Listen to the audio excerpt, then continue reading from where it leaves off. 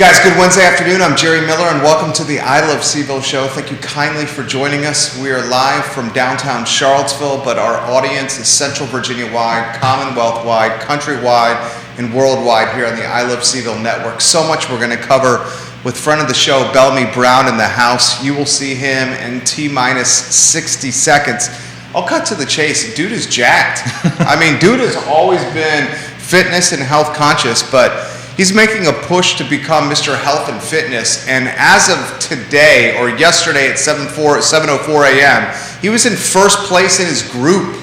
And he's been putting in the work, and the gains and results are real and tangible. Yeah. So we'll talk about that effort with Bellamy Brown here in a matter of moments. A Marine, Yes. Bellamy Brown, a Charlottesville Stakeholder, a man on multiple boards, a man who's run for city council, an all-around great guy, Bellamy Brown. I appreciate that. We'll give some props to Skooma Boutique Dispensary for being part of the show. The best dispensary in Charlottesville is Skooma Boutique Dispensary, with the location on the downtown mall and now on Elliowood Avenue, the UVA corner. More locations to come for the brand that we love, Skooma. We also give props to Greenberries and tell the viewers how they can win free coffee for a year.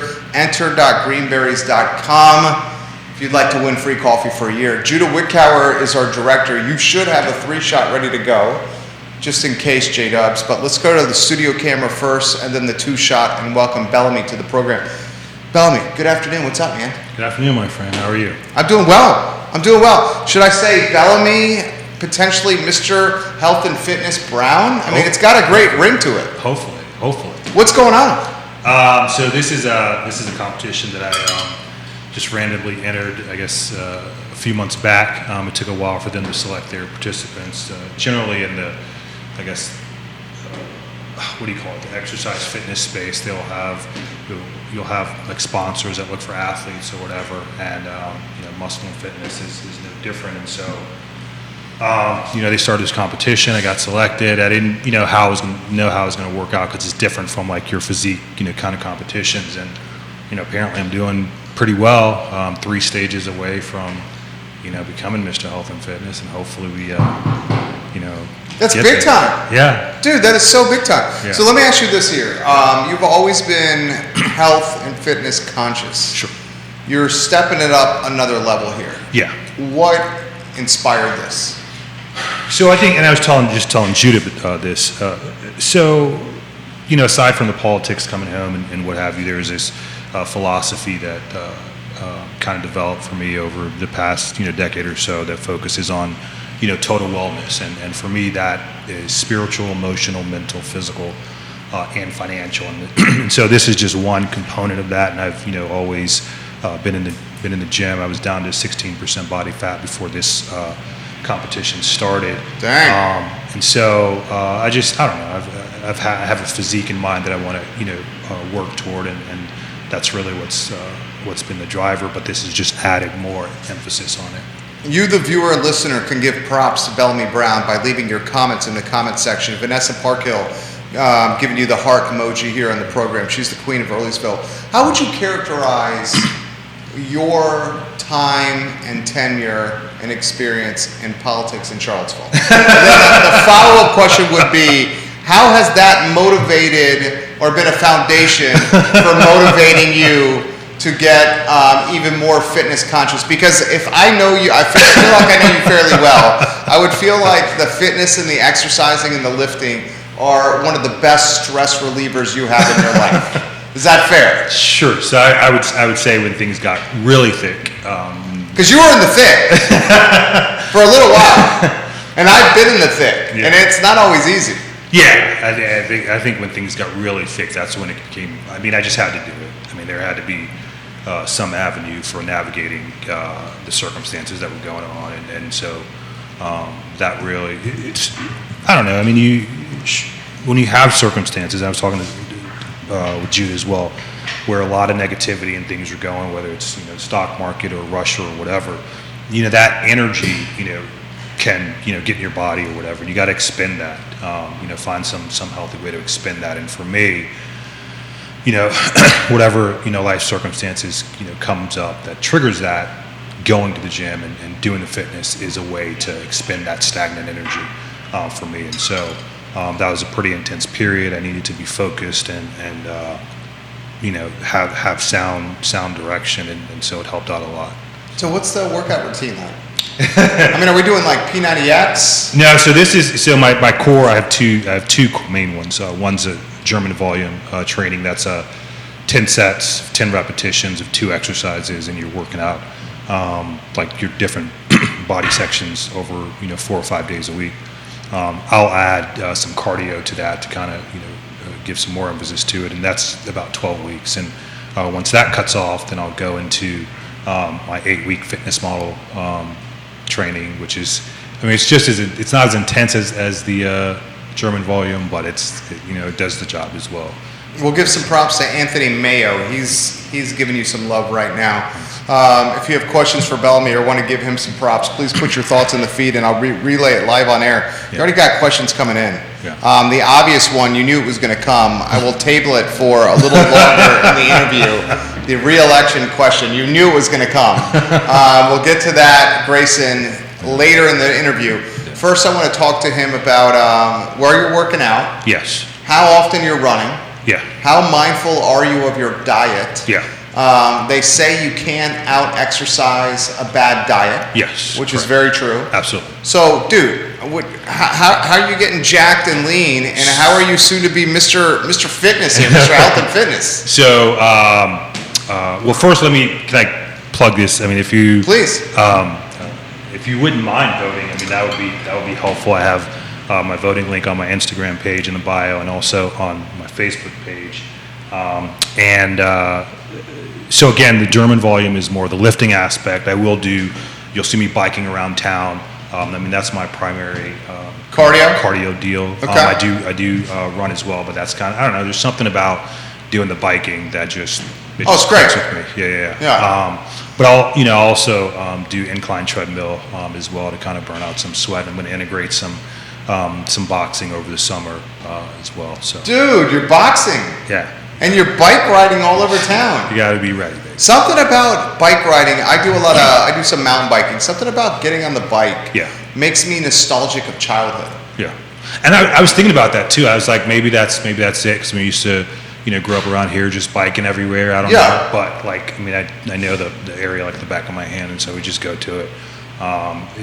Lately I've been doing 9 to 13 miles typically. So that's legit. Yeah. So when you're biking around Charlottesville, how do you characterize the change you've seen? You grew up in this area. And this is and you don't hold back when you come on this show. All right, fair enough. So I actually pulled this picture. And this is no slight to Dairy Market and what they've done. Okay. But there's a picture of Dairy Market and then the church behind it. Now, to me, that brings both things together. So I grew up 2 blocks away from the church. That church used to belong to. So 10th and Page.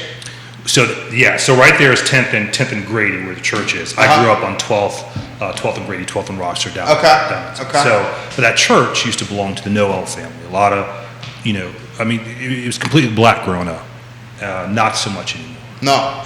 And so that, and I'm pretty sure, I don't know, who knows how long it'll take, but that church will probably be gone at some point too.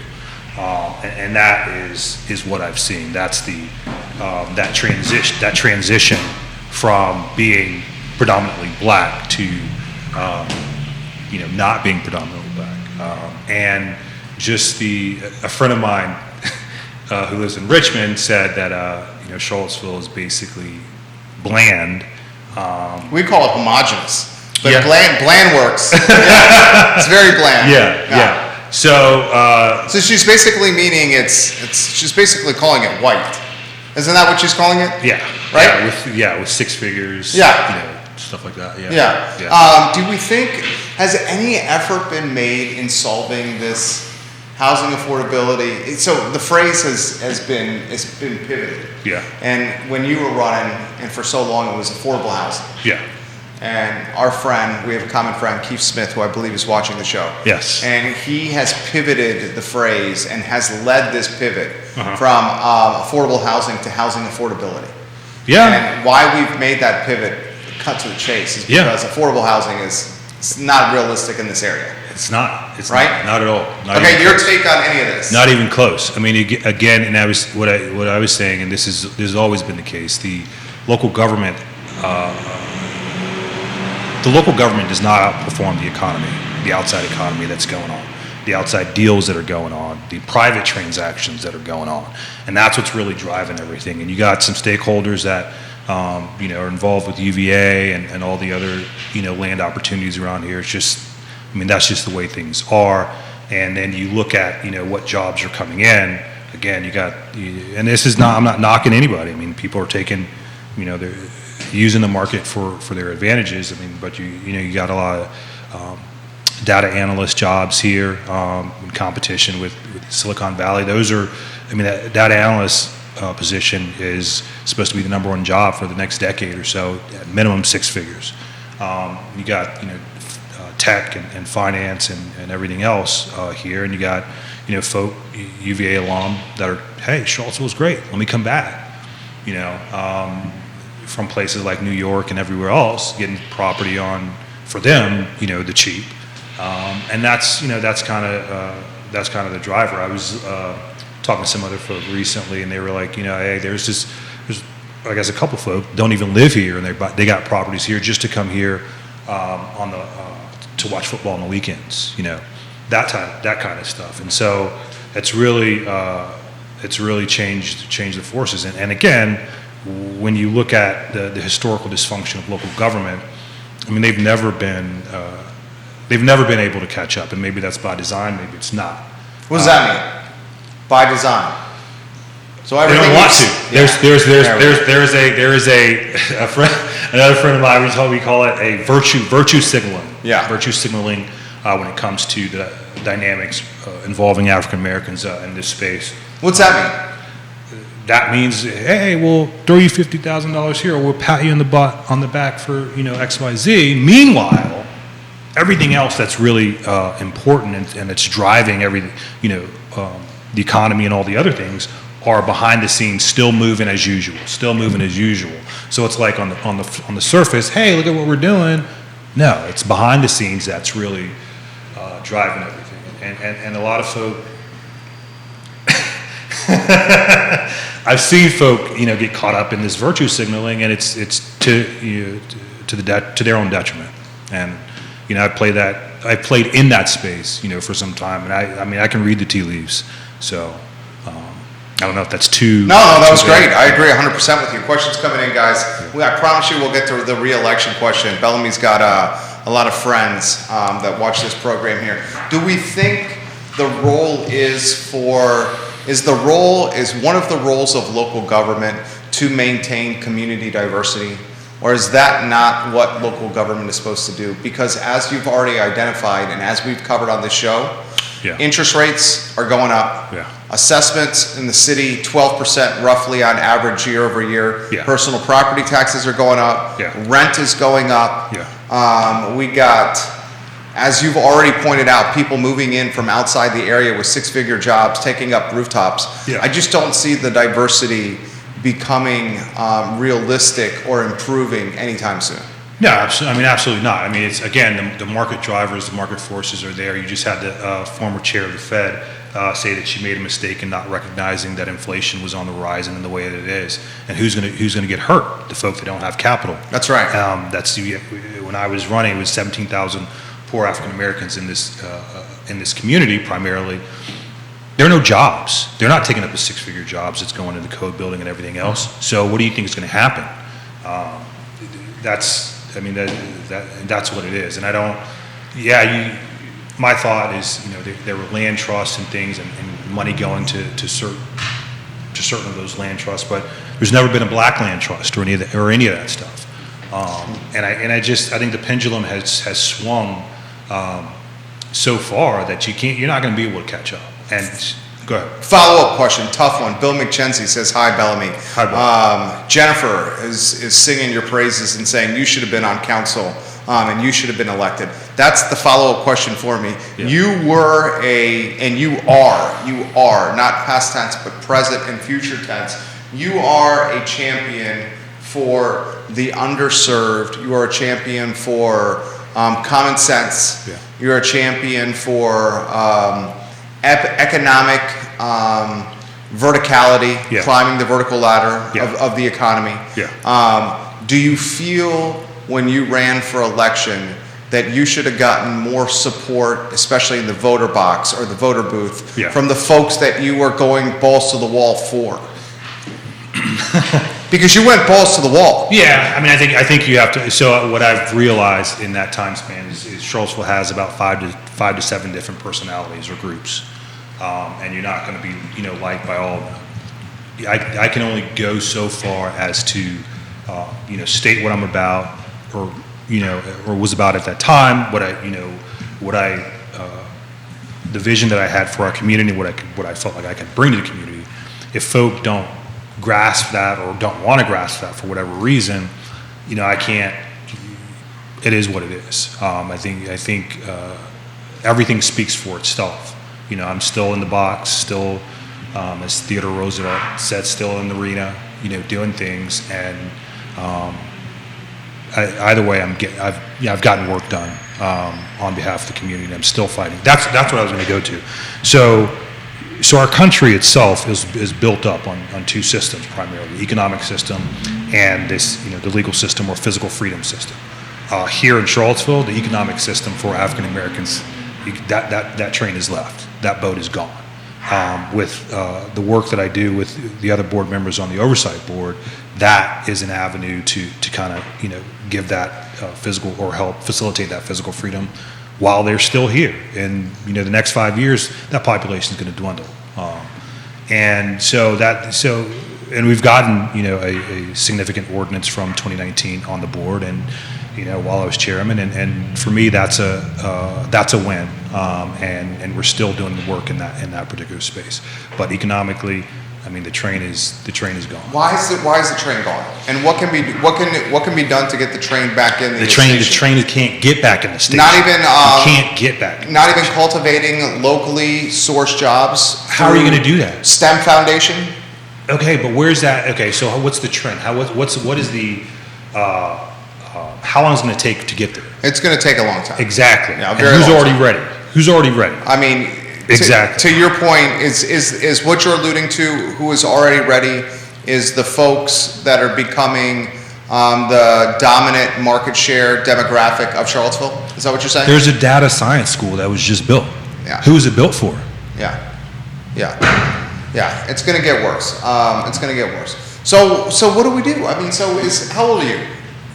43. Okay, so you're aging extremely well. I swear to God, I would have guessed 33. So you're 43. Is our job then? Do we just throw our hands up in the air and we're like, we can't do anything about it?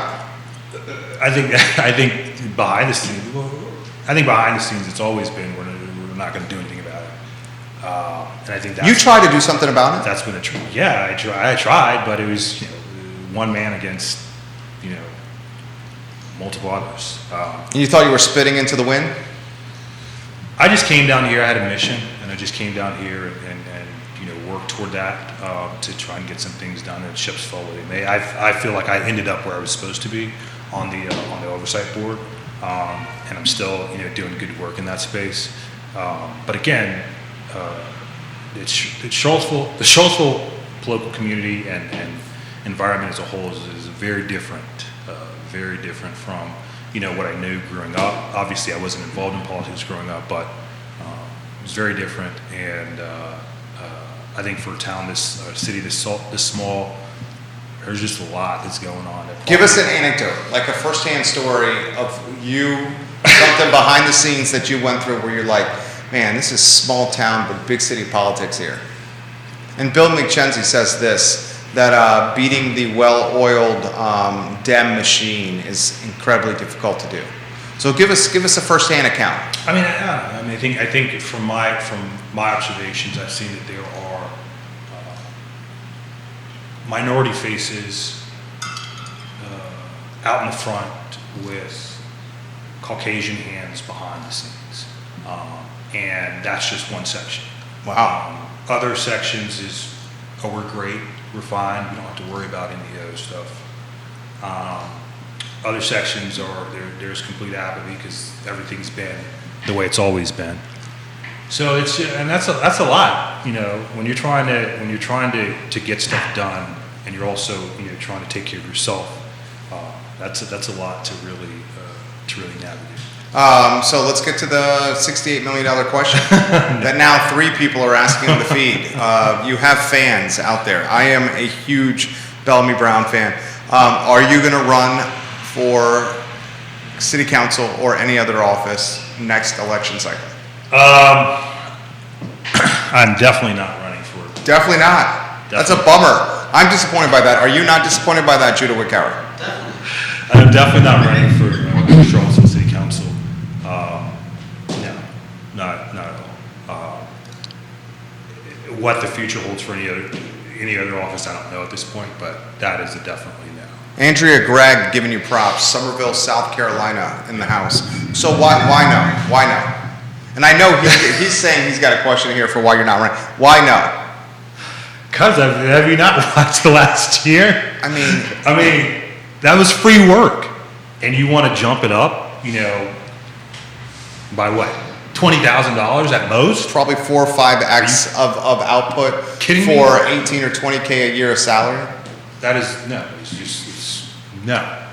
You know, I was telling what I said earlier. You know, when you look at total wellness, that those five areas, and again, my first running, that was mission oriented. That was what I was, you know, felt like I was supposed to do, so I did it. But health wise, what I've seen behind the scenes and sure, the climate's different, whatever else. The climate's very different. But you still have things that you have to deal with, and I'm like, you know, a friend of mine says I gave my pound of flesh already, so. You know. I mean, some could make an argument that it was a few pounds of flesh. It's a few pounds of flesh, and we stood by you tall on this show here, tall for Bellamy Brown. All right, well then I'll throw this to you here. This is a natural follow-up question. Should the local councilors, the Charlottesville City councilors, even Board of Supervisors, be paid as if it was a full-time job then?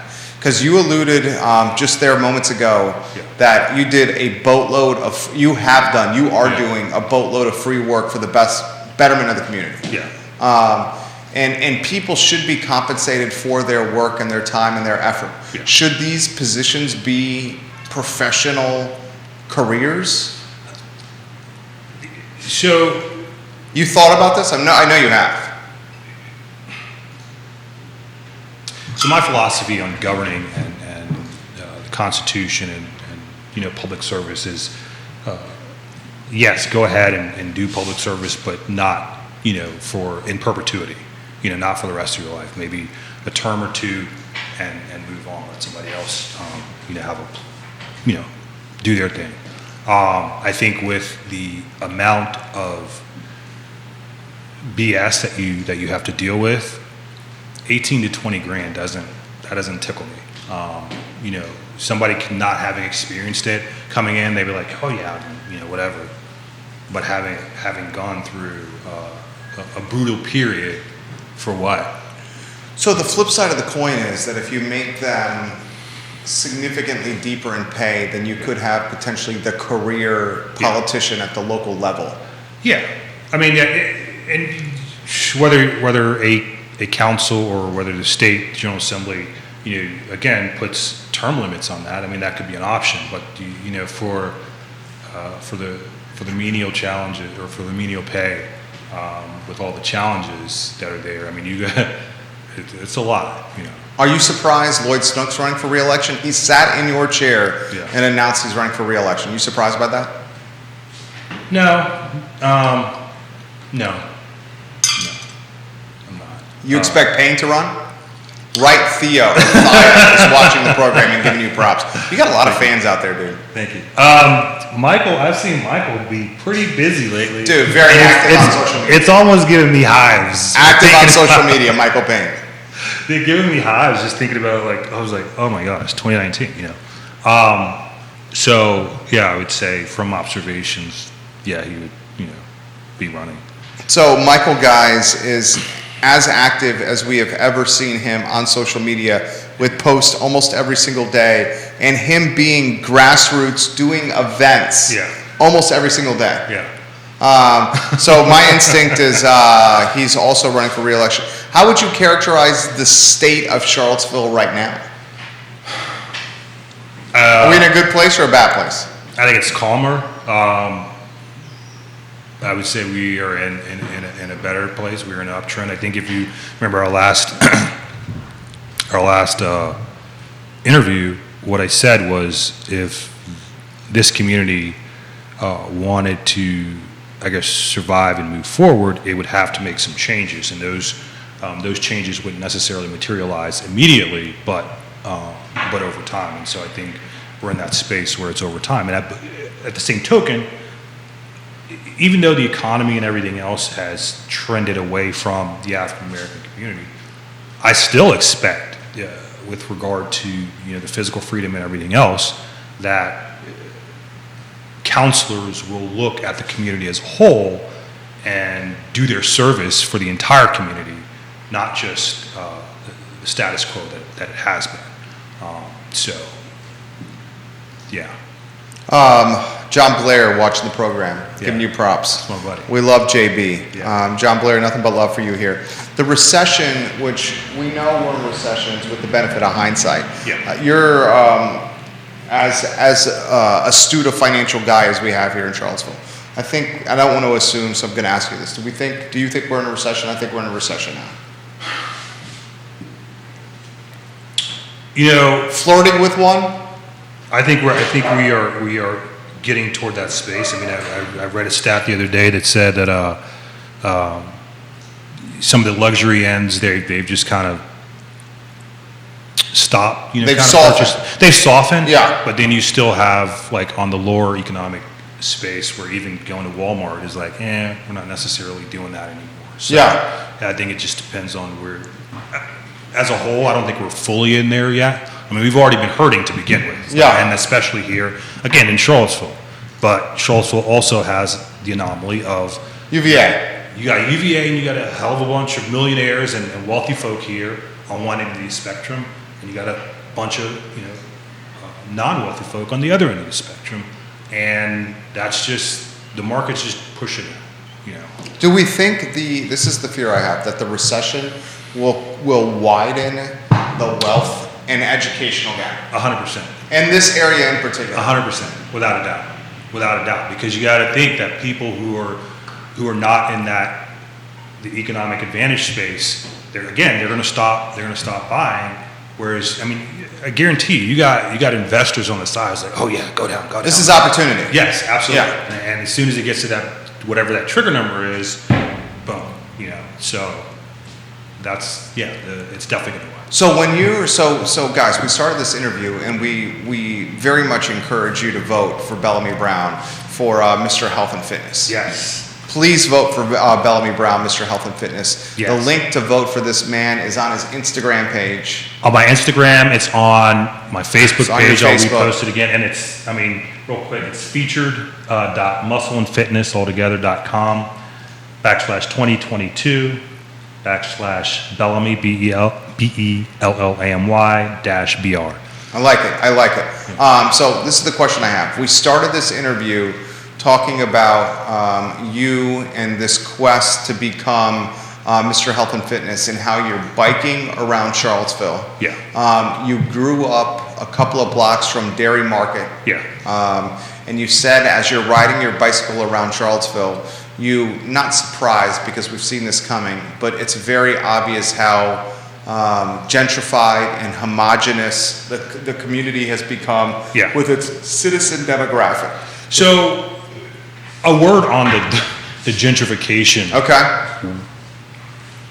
term, word, whatever. So the way I see it in these private transactions, you may have black families that are like a couple 100,000. That's the most we've seen. Psh, check it out. Sell the house. Yeah. Especially second generation that may have inherited the house. Correct. Yeah. And you got folk that are coming in, usually white folk from other areas that are, former UVA alum or UVA alum, all these other spaces is like, psh, that's a drop in the bucket. Let me tell you what I do. So is that gentrification or is that an actual market transaction? Was that So that's a good point. I would say that's not gentrification. I would say that's how the market evolves. I would say what could be gentrification that led to the market, the property being initially listed, was the increase in taxes. Sure. Where the second generation's like, we don't live here, taxes gone up, let's sell. Yeah. Oh yeah, 100%. I mean, when they were talking about 10 cents, I was like, that's absurd. That's absolutely crazy. It's absurd. At the very least, you would do 2 cents over 5 years, and you ladder it. Yeah. But this is why you should have been on council. So I swear to God, because he's got common sense here. So what he's talking about was the real estate property tax, the real estate tax rate, and council, which is a complete oxymoron in hypocrisy. Council cannot be pro affordable housing or housing affordability and even legitimately consider a 10-cent real estate tax rate increase, because those two things are polar opposites. Yeah, 100%, without a doubt. And you can't sit here and tell me that we are, again, this virtue signaling, we are supporting our poor folk, primarily black folk, and affordability, and having something like that. It's just, those don't go together. Yeah. And you're not putting forth legislation that's going to go to legitimate legislation that doesn't go toward that end. So, I've been here, 2018 for going on 5 years now. And you grew up here. Yeah. I've been back here 5 years. And I'm just like, I've seen a lot. And, at the end of the day, I'm going to do what I can do still, but I can't give any more flesh. So the next question would be, when you're riding your bike again 5 years from now, you've been here 5 years, you've come back, been here 5 years after growing up, you're riding your bike in this exercise, in this quest to get fit and super healthy, and you're doing it. In 5 years, when you ride your bike again, what will you see in Charlottesville? More homogeneity? Is that what you're... I think that's the word. That's well said. Homogeneity. Yeah, that's what you're going to see. Bill, ask him what he thinks about folks that want to dismantle the local natural gas system. You have a take on that? And then more questions coming in for you. I don't remember all of the... I remember briefly touching on the benefits of that, but I don't have all the information, so I can't intelligently speak to that right now. Fair. Vanessa Parkhill, Queen of Earlysville. As the local government becomes more involved in our day-to-day lives and takes on more responsibility, government will grow, thus more demanding on councilors' time, resulting in the desire for higher pay. Solution, stop growing the government, please. Vanessa Parkhill, your thoughts on that?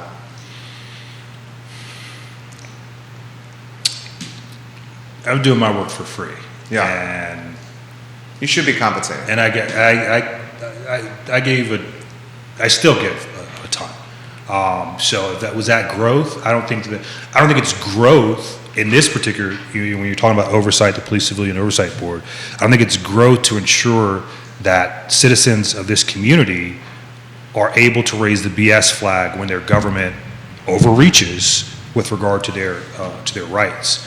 I don't know, some of the other offices that she may have in mind, but I don't know if that's necessarily a fair deal, because it's a lot of us do this without compensation, and take a lot of hits for it. David Bridges watching the program and giving you some props here. 4 states on the feed watching Bellamy Brown.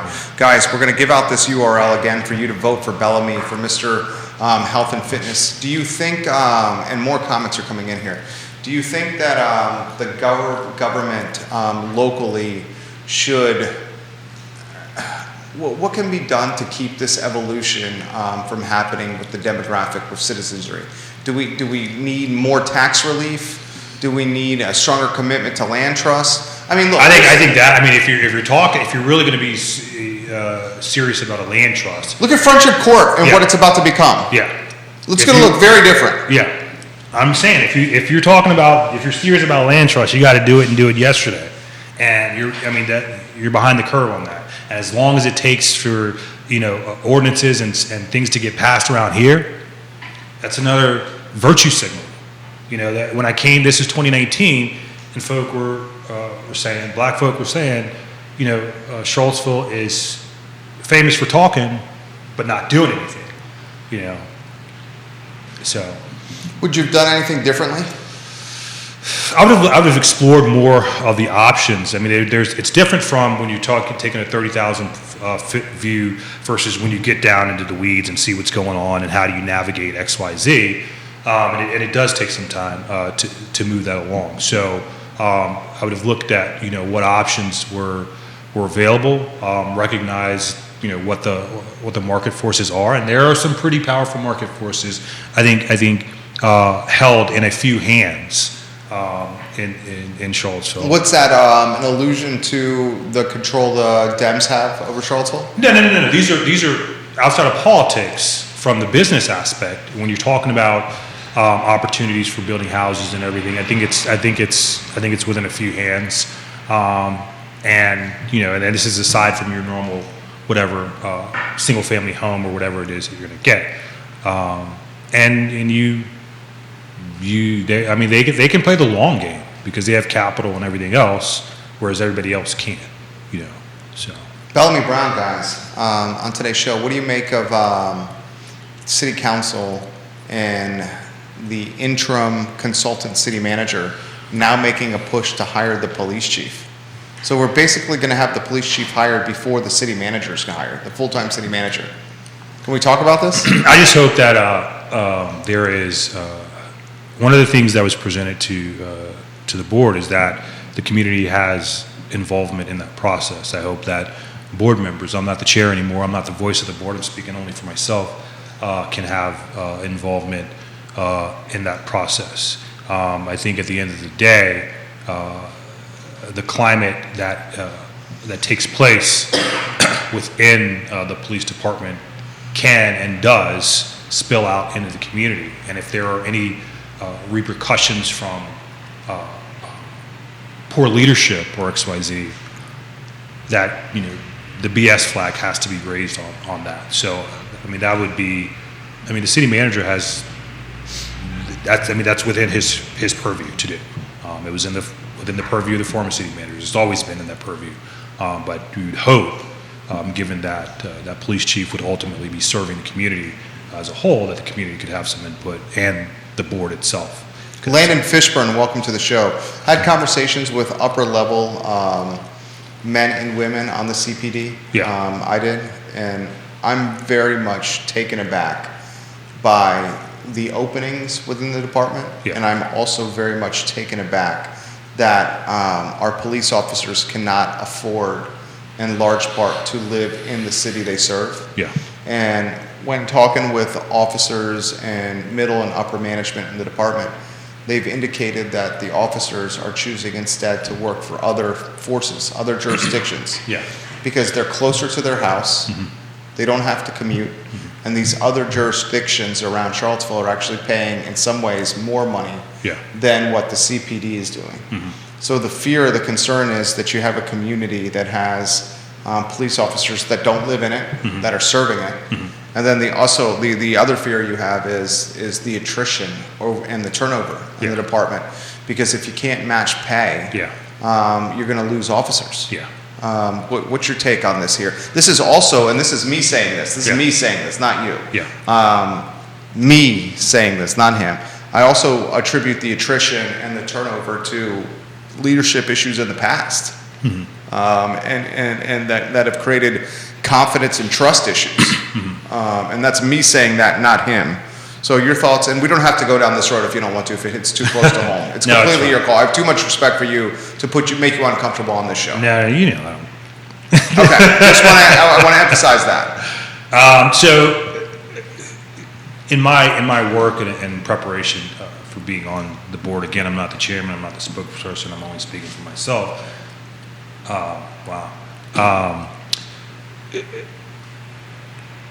in my due diligence, when I looked at police departments in Europe and some of these other countries, there was a significant amount of training that was offered or presented before they could even be out in the workforce. And that's, some of them had 4-year degrees. There was a 4-year degree requirement and some other stuff. But there was a significant amount of training.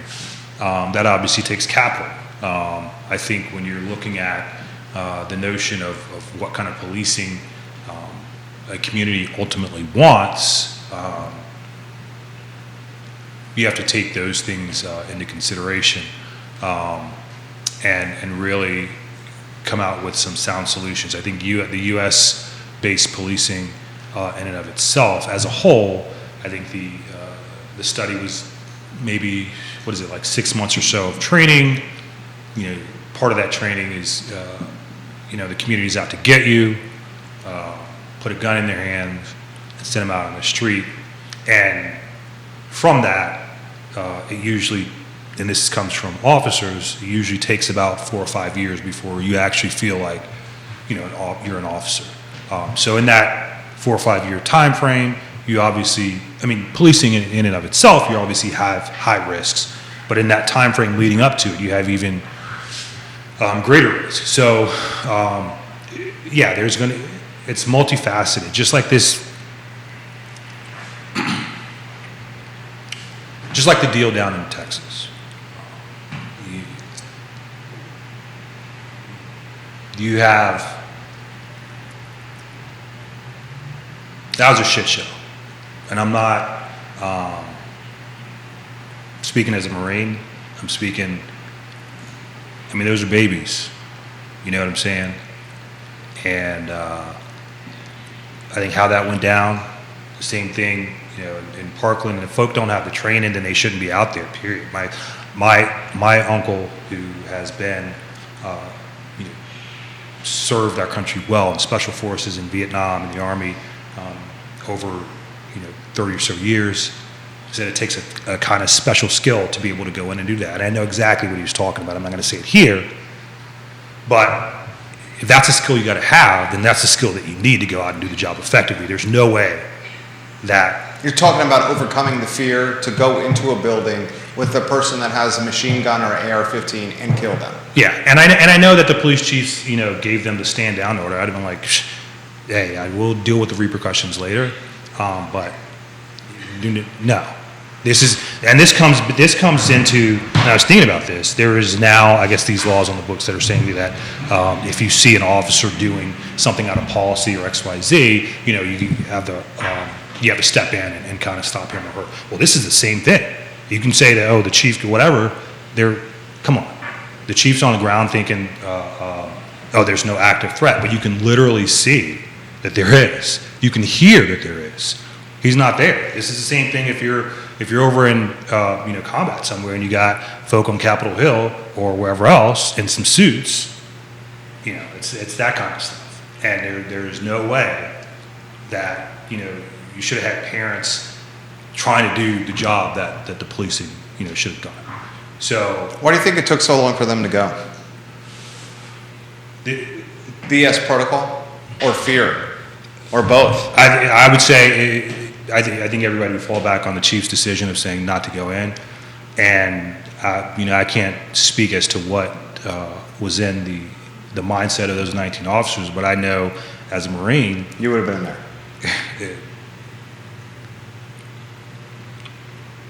Yeah, he would have been in there.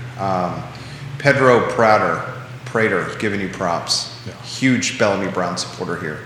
Landon Fishburne giving you some props. I believe he's watching in Nashville, Tennessee. You're a good man. Would you run again? And if you did, would you ever do it as a Dem? Because I think, and we've said this on the show so many times, that if you had, and hindsight's 20/20. Yeah. But if you had have done it with the D, you would be on the dais. Yeah. You think about that? Right now I'm just trying to lay low, keep myself out of trouble. Yeah. And I'll evaluate from there. I can tell you both parties when it comes to the service of African Americans are serving serving African Americans are light, not doing a great job. very much, and Yeah. it's gradations, obviously, and I would get in where I fit in, where I felt like I could do the most good, and kind of go from there. Can we get folks riding the bike with you around town to Yeah. get into shape too? Would you allow that? What is that? Run with Jim? Yeah. Bike with Bellamy? Yeah, bike with Bellamy right there. So how can they vote for you, Mr. Health and Fitness? Yes. Again, go to my Facebook page or my Instagram page. On Instagram, it's in the bio. On Facebook, I'll repost it again. It should be posted there as well. And then also featured muscle and fitness together, all one word, .com /2022 /Bellamy BELLAMY -BR. Thank you, my friend. You're amazing. We got to do this more. Yeah. You going out?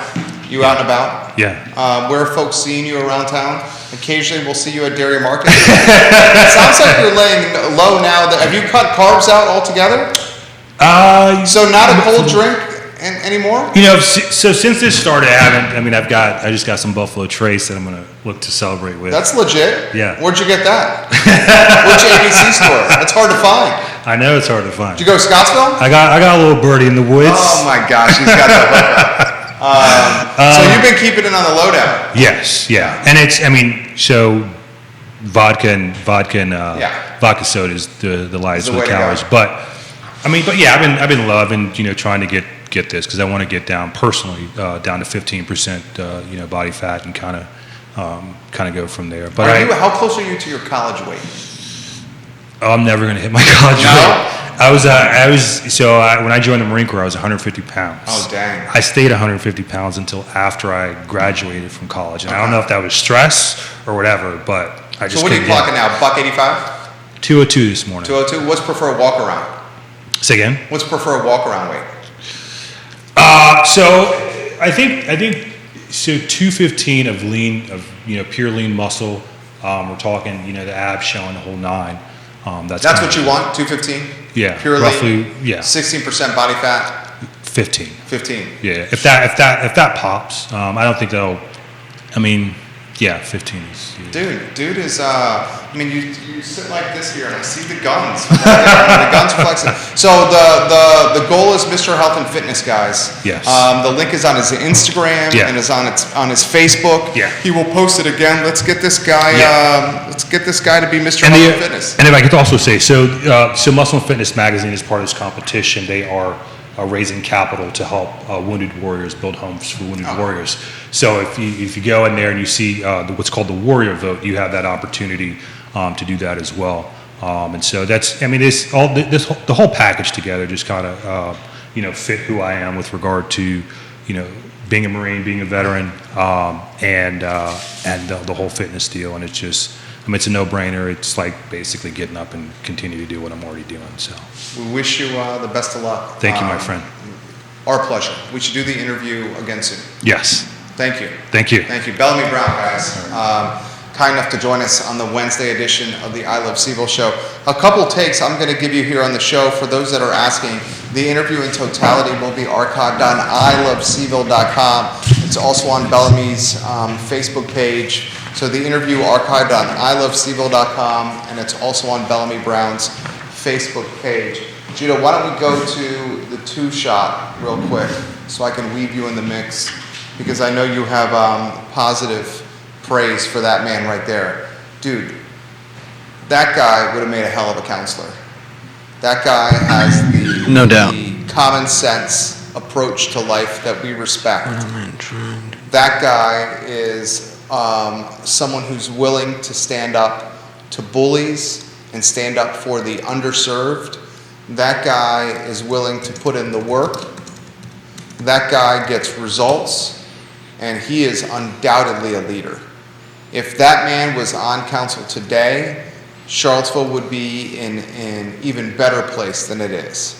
And he said some very straightforward commentary in the interview today, Judah, when he was talking about lip service and how virtue signaling is happening right now by the political parties.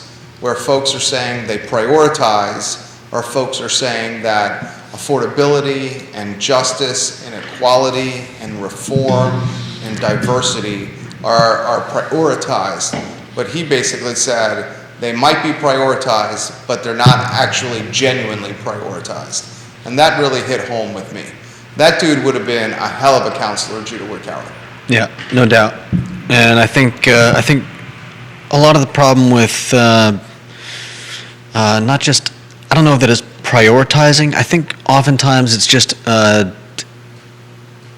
think people just don't realize the outcome that they're pushing for. I think oftentimes, and this is, I believe, true on both sides, that they have this, ideal that they're pushing for, and oftentimes it has collateral damage, ramifications. Yeah, exactly. It has a cause and effect. Mm-hmm. And we talked about this here, and he brought it up. The real estate tax rate increase. Raising the taxes on real estate, they proposed and advertised and marketed a 10-cent increase to the real estate tax rate. And that was done with the motivation or the inspiration of school reconfiguration. And I've said on this show so many times, you cannot raise taxes on vulnerable people, folks living on the financial margin. You cannot raise their taxes in real time and say that it's being done for their betterment and creating social justice, diversity, and educational equality. Because raising the taxes to fund school reconfiguration, a project that would have taken years to finish, would have only hurt the vulnerable that you were trying to serve with school reconfiguration. Yeah. And that's the lip service he was talking about. The lip service he was talking about, we're going to raise your real estate taxes to create educational equality. But that educational equality is not going to come to fruition until this construction project is done, which is years from now.